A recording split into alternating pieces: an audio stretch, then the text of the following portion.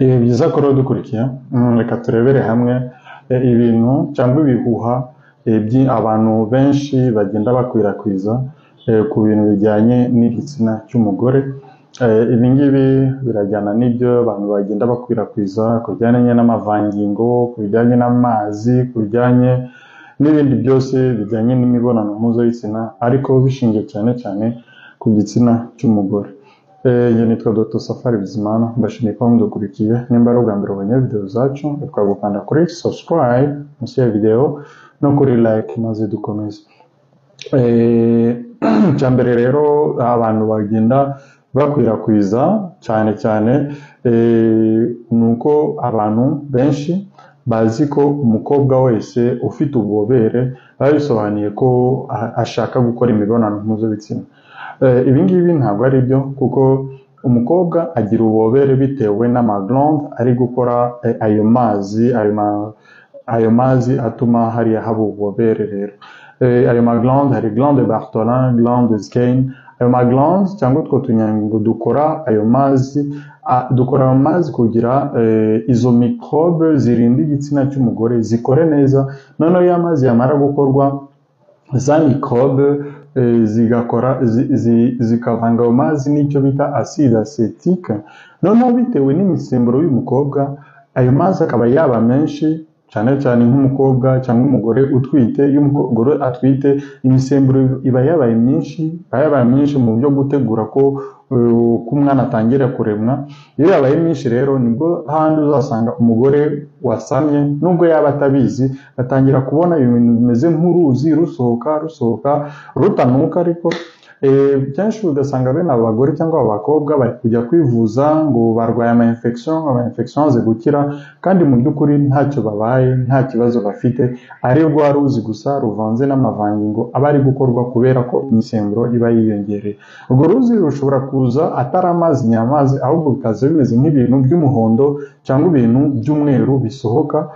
Ariko ugasanga usibye ibyo bintu by'umweru bisohoka, ibyo bintu by'umuhondo bisohoka, nta kindi kimenyetso na kimwe ufite. Rero igihe uzasanga ufite icyo kibazo, cyangwa igihe uzasanga umuntu nakubwira ko afite icyo kibazo, ntuzamubwire ko ari ikibazo, ahubwo uzamubwire ko ari ibintu bisanzwe, kuko bizaba bigaragaza ko afite imisemburo estrogen progesterone ishobora kuba iri hejuru gato, ikaba yatumye ayo maglande ye akora ayo mavangingo menshi. Noneho amavangingo kuvangana acide acetique bikaba biza bimeze nk'umuhondo cyangwa byenda kuba umweru. Ikindi abantu bakunze kuvuga ni uko ngo umukobwa ugira amavangingo menshi cyangwa umukobwa unyara ari umukobwa ushobora kuba yarabyariye iwabo, yarakuyemo inda. Ngo nta mukobwa wanyara, nta mukobwa wagira amavangingo menshi atarasambanye cyangwa atarakuyemo inda cyangwa atarabyaye. Ibi ngibi nabyo birumvikana ni ibihuha abantu bagenda bakwirakwiza. Noneho nawe wabyumva ugahita ubifatiraho, aho gutekereza ngo byaba biterwa n'iki, aho kwibaza impamvu byaba bibitera, ugafatira aho ngaho ibyo baguhaye byose ukagenda umira. Noneho wamira ukabyizera uko nguko, ugasanga ni ikibazo. Ibi rero ni ibisanzwe.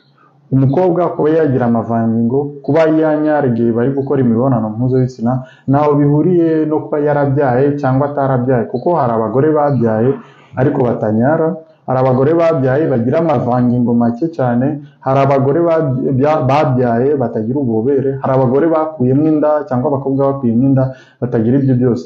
Ibyo rero kuba warabyaye no kuba usambana ntaho bihuriye no kuba waba ufite amavangingo cyangwa utayafite, ntaho bihuriye no kuba wanyara cyangwa utanyara igihe cyo gukora imibonano mpuzabitsina.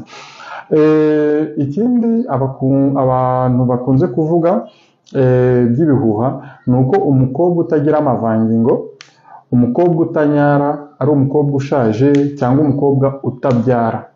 Ibi ni imyumvire, mu by'ukuri imyumvire idafite ishingiro.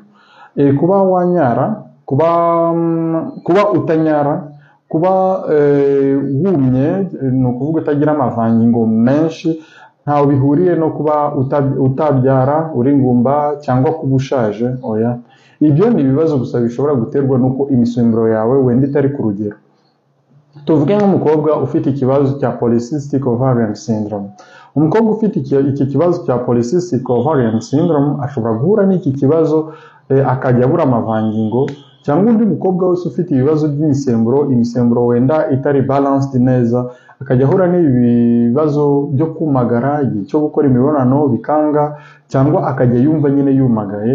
Ibi ngibi bikaba byatuma igihe ari gukora imibonano ababara cyane cyangwa akaribwa cyane, wakagira ngo kuribwa mo imbere igihe ari gukora imibonano ari uko arwaye ama infection cyangwa hari ikindi kibazo, ahubwo mu by'ukuri biterwa n'uko afite imisemburo itari balanced, bikaba byaba ngombwa ko ajya kwivuza bakamufasha. Ibi rero ntaho bihuriye no kuba wabyara. Kubyara biterwa n'impamvu nyinshi, ushobora kuba utabyara udafite ubushobozi bwo gusama kubera ko wenda utabona ovulation yaratewe na PCOS, kubera ko wenda imiyoborantanga yawe yarazibye, kubera ko ururenda rwawe udafite glaire cervicale ihagije, kubera ko pH vaginal yawe itameze neza, kubera ko ufite ibibyimba muri nyababyeyi, n'izindi mpamvu zatuma umuntu atabyara, ariko ntabwo ari byo by'amavangingo cyangwa ururenda.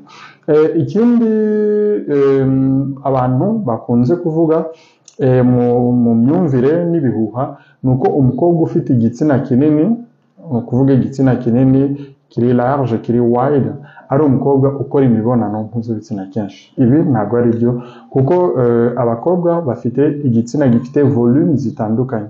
Hari abakobwa bagira igitsina gito, hari abakobwa bafite igitsina kirekire, hari abakobwa bafite igitsina kinini, hari abakobwa bafite igitsina kigufi. So byose biterwa n'uko umukobwa yaremwe. So ibi ngibi nk'uko ubona abagabo bagira ibitsina bitandukanye, hari abagira kirekire, kigufi, kinini, kigari, kigoramye, n'abagore nuko bagira ibitsina bitandukanye. Abagore nubwo ushobora kumubona ntabwo ari bamwe, baba bafite anatomy itandukanye. So rero kuba umukobwa afite igitsina kinini cyangwa kigaragara nkaho kiri wide, ntabwo bivuze ko yakoze imibonano kenshi, ntabwo yavuze ko yabyaye, ntaho bihuriye, kuko igitsina cy'umugore ni igitsina kiri elastique. Iyo hari ikintu kinjiyemo, umwana cyangwa imibonano, iyo birangiye gihita gisubira ku murongo kikongera kigafatana.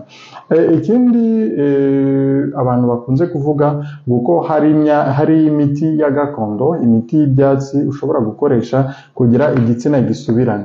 Mu by'ukuri ibi ngibi biterwa n'imyumvire, cyane cyane ahangaha nongereho ko hari imiti umukobwa ashobora gukoresha ngo kugira yongere agarure ubusugi. Ibi ngibi ni imyumvire itagira ishingiro, kuko ubusugi buterwa n'impamvu. Ubusugi, umukobwa w'isugi kubera ko atigeze akora imibonano mpuzabitsina. Icyo ni icya mbere. Icya kabiri, uwo mukobwa afite hymen, kariya gahu karanga busugi, cyangwa atayifite ntabwo aricyo kigaragaza ko ari isugi. So iyo miti rero, iyi miti bashobora kukubwira y'ibyatsi ituma igitsina gisubirana, ni akenshi biba ari ukubesha, kuko nta miti yatuma ya muscle cyangwa za nyama, ya mikaya y'igitsina byongera kugaruka hamwe, usibye sport zitandukanye nagiye mbabwira ahangaha. Ikindi abantu bakunze kuvuga ngo nuko ububobere bw'umwimerere, umukobwa nyine akwiye gukoresha ububobere bw'umwimerere. Ibi ngibi ntabwo ari byo, kuko hari nk'uko nabivuze, abakobwa, hari umukobwa ushobora kuba afite ibibazo by'imisemburo, yajya gukora imibonano akababara kubera ko adafite ububobere buhagije. Kuri uyu mukobwa rero biba bisaba ko yifashisha nk'amagel. Ni ibimeze nk'amavuta ushobora gushyiramo kugira hanyerere, none igihe uragiye gukora imibonano ntubabare. Rero abakobwa bose ntago baremwe kimwe, ntago ameze kimwe. Ikindi abantu bakunze kuvuga ni uko abakobwa bakora imibonano kenshi bashobora kugira ikibazo cy'amavangingo make, kubera ko ngo ayo mavangingo aba yashize mu mubiri. Mu by'ukuri ni iby'abantu bivugira, ariko ntaho bihuriye n'ukuri, kuko iyo umukobwa yanyweye amazi ahagije, iyo umubiri ufite amazi ahagije, ya maglande akomeza gukora amavangingo, akomeza gukora bwa bubobere kugeza igihe murangirije. N'igihe muri kubikora ushobora gukomeza kunywa amazi kugira umubiri wawe ube hydrate. So rero ibi bibazo abantu bakwiye kumenya ko ari ibintu by'ibihuha. Ibindi nuko abantu bavuga ko abantu bakiri bato batagira ibibazo by'ububobere. Ibi nabyo ni ibihuha kuko abantu bakiri bato nabo bashobora kugira ibibazo by'imisemburo.